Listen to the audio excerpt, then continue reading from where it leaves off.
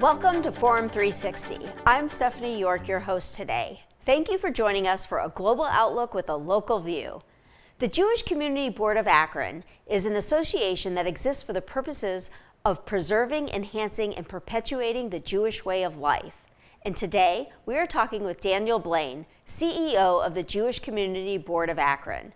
We're going to find out exactly what the JCBA does, who it serves, and why it's important to the fabric of Northeast Ohio and beyond. Thank you, Daniel, for joining us today. We're happy to have you. You are the newest CEO of the Jewish Community Board of Akron. Can you please tell us what that is, what it does, and what its mission is? Sure. First of all, thank you for having me today. Of course. In most communities, there's something called a Jewish Federation, which is kind of a central organization. They originally started to centralize fundraising, so people could make one gift. And this was back in the beginning of the 20th century. People could make one gift, and they'd go to all the pressing needs. Over time, Jewish federations picked up additional responsibilities like community planning, community relations, supporting education, advocacy for Israel, and including, by the way, what used to be the Jewish Federation of Akron. About 20 years ago, the Jewish Federation of Akron reconstituted and became the Jewish Community Board. So still a federation, but a little bit different. Just a different name, kind of, right? So tell us a little bit about yourself, the trajectory of your career, including how you ended up being the CEO of the JCBA. Yeah, so I could say that I went into a family business. My father, I grew up in Indianapolis, where my father was the director of the Israel Bonds office. And I went to a Jewish day school, and my mother was the administrator, which really, when I got sent to the office, was not a good thing. But I kind of grew up in a family very steeped in Jewish communal life, which convinced me, of course, that that is not what I wanted to do, except at some level, over time, I realized it was what I wanted to do. So I originally went to college thinking I would do law or business. And by the time I graduated, I realized that that's not where my heart was, and I wanted to go into Jewish community work. And in fact, I worked for 23 years at the Jewish Federation in Cleveland, starting as a entry-level associate and working up to being a senior VP. Oh, wow. With oversight of all the fundraising, human resources, and marketing. And that's a huge Jewish community in Cleveland compared to Akron. Yes, definitely. I spent 8 years at Northeast Ohio Medical University, where I was the VP for development and head of the foundation. And when I was kind of looking for what I hope might be my last rodeo, the opportunity in Akron came up. Seems like a perfect fit. And it did seem like, and is a perfect fit. Good, good. I'm glad to hear that. So what does the JCBA, like, how does it engage the community? Because you talked about doing like community things. How do they go out and engage the community? And is it just the Jewish community, or does it go beyond? Sure. So one of the things that I walked into was the community was coming out of COVID. And in COVID, so just like other organizations and entities, a lot of the work and programming stopped, or shifted. But what we weren't doing was being out, engaging with people face to face. Sure.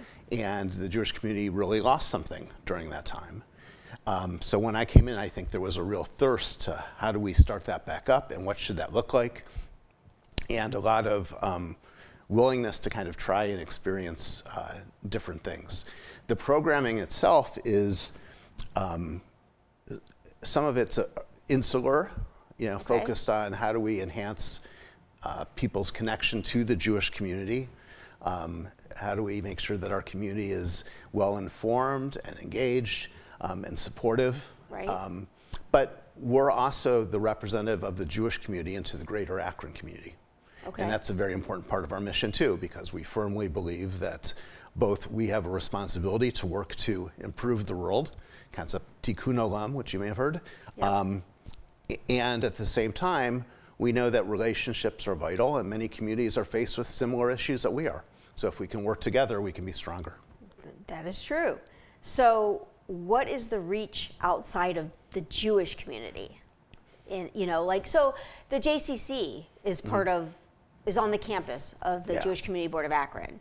It has, I don't know how many members, but I've heard that there are more non-Jew members than Jewish members. Is that true? How does that work? What's the I actually engagement? think we have a very special campus, the Schultz campus, which was started in 1973 just as the home of the JCC, which moved there from Balch Street. Yep. And the Schultz campus now includes the JCC, the Lippman Day School, which is a multicultural school, Jewish Family Service, the Jewish Community Board, which I'm part of, and Bethel, which is a conservative congregation, all in one facility, which is pretty remarkable. And because the JCC does have a majority of members who aren't Jewish, but they come because of the excellent fitness opportunities, or camp or an early childhood program, which is probably the strongest in the city. And the outdoor pool. And the I know outdoor that's pool, really yeah. popular in the summer. That is. Thank you for mentioning that. And it gives us an opportunity to really expose more of the general community to the Jewish community. So even though the JCC has a majority of non-Jewish members, it's still an organization that's very much steeped in Jewish values. And again, an opportunity to build strong relationships across groups. Sounds great. You've been the CEO of the JCBA, has it been 8 months or longer? Actually, almost 10. Almost 10 months now. So we're coming up on a year, Yes. kind of. What have you observed? Like, what positive things do you note about our Jewish community? Yeah, well, I have felt more and more fortunate that I'm part of this enterprise, and it's because of the people of the community. So I really didn't know what to expect. And even though when I was in Cleveland, I didn't know much about Akron other than there was a pretty good basketball player that came from Akron. Yeah, what's his name? Yeah. In fact, he used to play at the JCC. That's true. LeBron James played at the JCC. Right, and I knew about the blimp. Yes. I learned a little more about Akron when I was at Neomed, and I met a lot of the people in Akron who were in leadership, both in the Jewish and general communities. But I've been kind of overwhelmed by how welcoming people are, how open they are to recognizing that what's worked in the past may not work moving forward and probably won't. Sure. And we need to rethink a lot of kind of the underlying assumptions about who we are and what we do. And you know, there's a lot of pride in this community, and at the same time, a recognition that the demographics of the community have shifted. Many of the families have children who are adult children who have left Akron, unfortunately. Right. Although there's also new families moving in that we're trying to incorporate into the work of the community. Yeah. So I'm sure you've started a list of priority matters that you want to address. Can you discuss a few of them? Yeah, thank you. I would say the whole area of programming, Sure. and not just having like a lecture, which is, could be interesting, but that's kind of the same old, same old. And one of the things that we've done is we've brought in an Israeli rock musician, Rami Feinstein, who is serving as our community shaliach. And a shaliach is kind of the Israel emissary for our community. So this is a good example of the type of programming we're doing. We also don't want it to be programming from an organization or a synagogue, but in fact, programming for the entire Jewish community, Jewish Akron. Awesome. So an example of the new programming is the Lippman School, which is the day school, multicultural school, is having on Friday afternoons a Shabbat, a Sabbath observance, where former students from the early childhood program who are now at Lippman come back to the early childhood program with Rami, and they lead a kind of a pre-Sabbath activity with songs and prayers. And it's really a great example of how if we can just think of ourselves in a broader way across Akron, across Jewish Akron, I think we're going to be stronger. Awesome. And I'm going to have Rami on this show in a couple months. Wonderful. To come with his guitar. He is a rock star, a literal rock star, Yes. not just a rock star in our minds. He's a literal rock star, and have him play a few things. And I know he's gotten the kids really excited. Yeah. But I think the adults are pretty excited about having him here too. Yeah. So I would say, just in terms of priorities, a second one that is coming down the pike quickly is celebrating Israel's 75th anniversary of statehood. awesome. So in May of 2023 will be the 75th birthday of the State of Israel. And I think it's really an opportunity to kind of re-engage our community in activities related to Israel, perhaps link some travel opportunities to for people from Akron to go to Israel, and also to kind of present a more diverse and complex Israel to the general community. Because I think if you only know Israel from what you read in the paper, what you watch on TV, you're getting a very narrow slice of really an incredibly innovative country with very strong arts and cultural programs, and a lot of humanitarian work as well. So we can expect something big in May. We just don't know what it is yet to celebrate. Yeah. Oh, I'm excited about that. Thanks. Yeah. Do we know how many Jews there are in the Akron area? I'm not sure if anyone knows that yet. And the reason I say yet is we're involved in a demographic study that's a very sophisticated study that's being done by the University of Chicago and Brandeis. And we will be hearing really in the next couple of months, not just their estimate or informed estimate of what our population is, but also better understanding the what types of families, what people's observances are, what people are interested in doing, how people feel about the community. So we're going to get some wonderful data back. Right now, I've heard numbers anywhere from 1,800 to 2,500, but the reality is we haven't done a study in many, many years, and I think we'll have a better sense in a few months. Okay, well, that's really interesting. I'm looking forward to seeing those results as well. In your opinion, what's the biggest issue facing the Jewish population and in Northeast, like Jewish population here for us today? It's hard to boil it down to one issue. But I would say that we're living in a pretty scary and divisive time. And it pains me to have to say that. But we've seen over the past few years a tremendous rise in anti-Semitism. We've seen some pretty strong anti-Israel activities and language. And there are very real security issues that, unfortunately, we now have multiple examples of people taking out their anger and hatred and disconnects by targeting the Jewish community. So I think it's kind of a base for everything. You can't, there's a Judaic saying that you can't study if you don't have bread. Well, I don't think we can study and we can do all the things unless we know we have some sense of we're securing our agencies and that we're going to be, we're going to stick up for ourselves and we're going to have allies in addressing this anti-Semitism. So I'd like to remind our viewers and those who may have joined late that we're here with Daniel Blain, CEO of the Jewish Community Board of Akron. Daniel has been in this position for about 10 months, and we're learning what the JCBA is, what it does, and how it connects, helps, and strengthens Jews in Northeast Ohio and beyond. So what can we do locally and individually to counter anti-Semitism? Wow. I know it's such a huge thing, but we are seeing it more and more. We're hearing about it from celebrities and people are getting canceled, so to speak, because of things they say. But I feel personally, being Jewish, that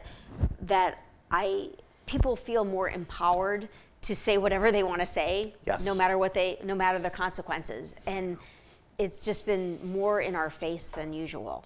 So I think that's real, and that there's not an answer, but there's perhaps a range of things we should be doing. Some of it goes back to ensuring that our children have strong educations, that they understand what it means to be Jewish, and they have pride in being Jewish. Because if you don't have those things and all you hear are negative things about you and about your community, it's probably not a whole lot of incentive to connect. So that's one piece. We talked about security, that's clearly a piece. And I would say the third piece is really being out, building relationships, having allies.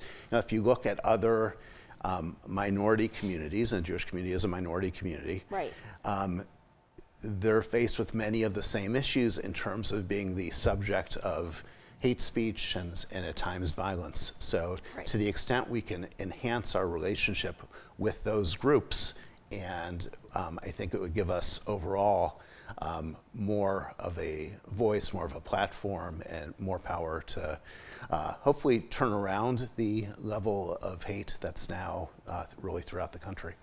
And I really think it's important to call it out when you see it and hear it, because Absolutely. you need to be, I believe being an upstander is very important, because before we just didn't hear it that much because people were not Right. emboldened to say things like that. But now when you hear it, at the beginning it was like shocking, and so you're not sure what to say. Yeah. But now that we've been hearing more anti-Semitic rhetoric, Yeah. I think it's important to call it out.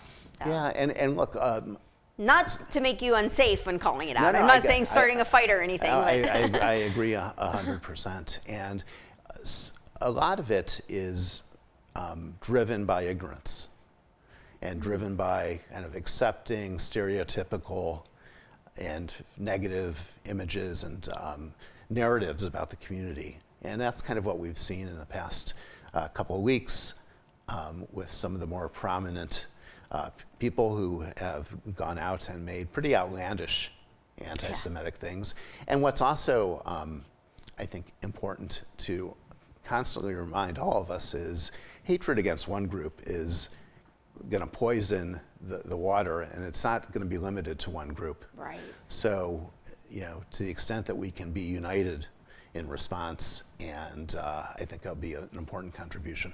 Have you had community members, non-Jewish entities, reach out to your organization to help and support us? So thank you. There was a wonderful, in the Beacon Journal, a wonderful opinion piece by a local pastor.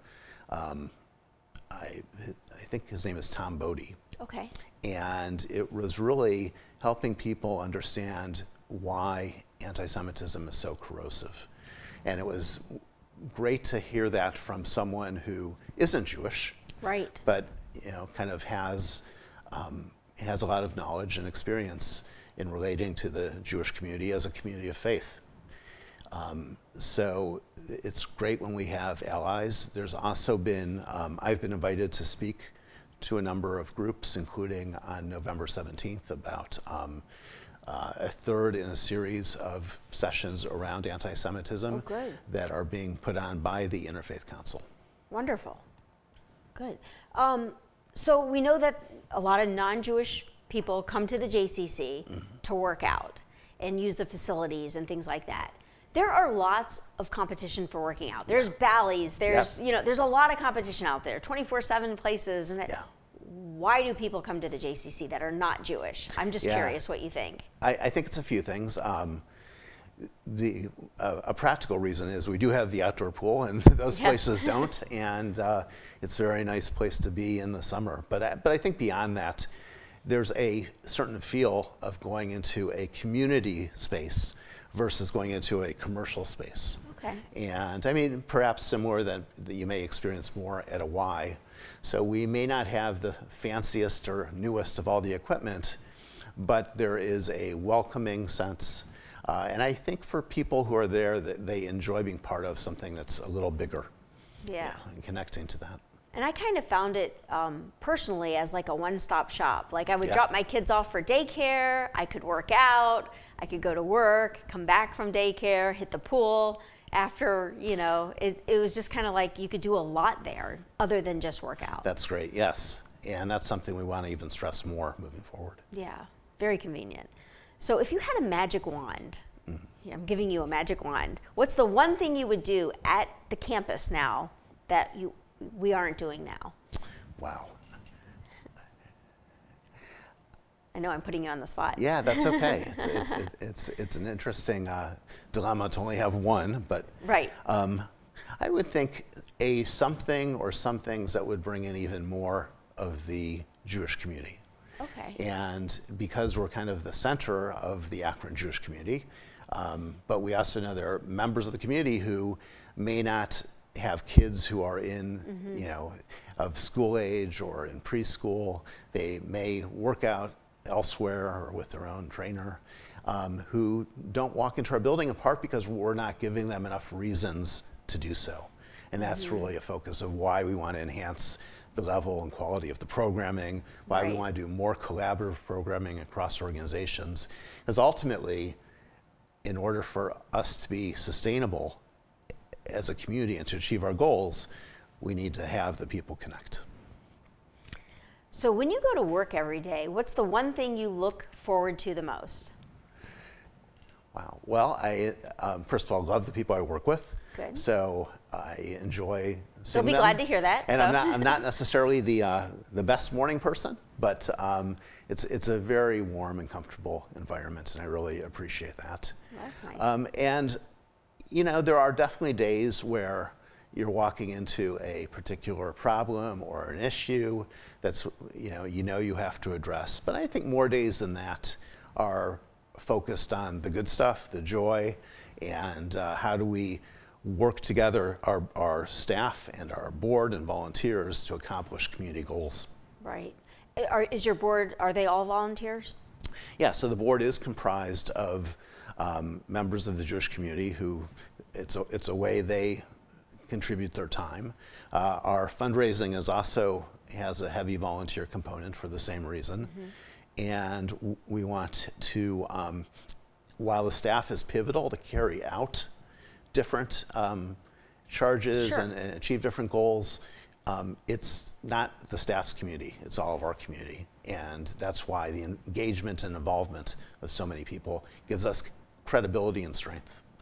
How many people do you have on staff? Well, our staff is pretty small. So Yeah. there's a total of 10 of us. Okay. About half professional, half administrative. Okay. The Jewish Community Board of Akron also provides all of the fiscal oversight and accounting services for the Jewish Community Center and for the Lippman Day School, and also for senior housing, which is on campus. Oh, that's interesting. Yeah, it's called Schultz Towers. Okay. And it's a freestanding facility that is a subsidized living for seniors who meet the criteria. And you don't have to be Jewish to be not in at that? all. Okay. Not at all. So, and it's a mix. And again, looking at ways to collaborate, Jewish Family Service is extremely active, engaging those people and Wow. helping meet their kind of social and other needs. And on the campus, there's also a full camp in the back. There's softball field, tennis courts. Are you going to be getting, what's that other game that's coming up? Pickleball. Are we got pickleball going on? I actually am a pickleball fan, and Nice. myself. Everybody is these days. It's the thing to do. We have indoor pickleball in our gym. We have a full court, nice. Large gym. And I'm not sure about outside, but I'd love to see us go in that direction. I have a feeling that it will, because it is popping up everywhere. Yeah, in fact, our JCC is starting a youth pickleball league. How fun. So if you know any interested youth, send them our way. I will. My son likes to play pickleball, but I don't know how youth he is anymore. He's 21, so. So I'm going to this has been a great discussion, and I want to end on a lighter note. Sure. And let people get to know you a little better. So we're going to do this quick game of speed round, I call it, and I will ask you for short answers to this. Okay.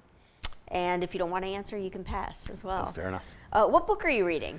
I'm actually reading Confidence Man by Maggie Haberman. What's that about? Well, it's about Donald J. Trump, Okay. who was president of the United States. You may have heard of him. Yeah. And Maggie is the lead reporter for the New York Times. Ooh. And this is a meticulously researched book that really doesn't start in 2016, but kind of provides the events that shaped President Trump moving throughout his life. It's definitely nonfiction. Interesting. If you could eat only one food for the rest of your life, what would it be? Sushi. Sushi. Oh, nice. Are you a morning or evening person? I'm kind of a mid-afternoon person. Oh, there you go. So I find as I get older, I go to bed earlier. Yeah. And waking up's not any easier. So, but Coffee, tea, or other? Oh, coffee. Coffee. Strong coffee. Favorite Jewish holiday? Oh, that's a great one. So we actually just had it. It's called Sukkot. Yes. And Sukkot is it's a biblical holiday that really celebrates the harvest and also marks the Jews' 40 years in the desert where they had to build temporary Yes. structures. And one of the things about Sukkot is people oftentimes build what we call sukkahs, which is basically a temporary shelter with temporary walls and a roof that you can see through, that you can see the stars through. Awesome. And I actually just got back from Israel, where I was with my wife and my mother, and we were there on this holiday. Oh, how and in wonderful. Israel, you see thousands of sukkahs, like everywhere you look, including Can't even imagine. Restaurants. There was in Jerusalem, we saw a sukkah next to a Pizza Hut that was actually had Pizza Hut advertising on it. So awesome. It's just a unique experience. It was really fun. Oh, that's wonderful. It sounds like a great trip. Thank you, Daniel, for a great discussion about the Jewish Community Board of Akron and all it encompasses. Who knew about all the great things Jewish Akron is doing in our community and beyond? We are very lucky to have such a dedicated professional at the helm of Jewish Akron, and we look forward to what the JCBA accomplishes under your leadership. I'm Stephanie York. Thank you for joining us today for Forum 360 for a global outlook with a local view. Thank you. Forum 360 is brought to you by John S. and James L. Knight Foundation, the Akron Community Foundation, Hudson Community Television, the Rubber City Radio Group, Shaw Jewish Community Center of Akron, Blue Green, Electric Impulse Communications, and Forum 360 supporters.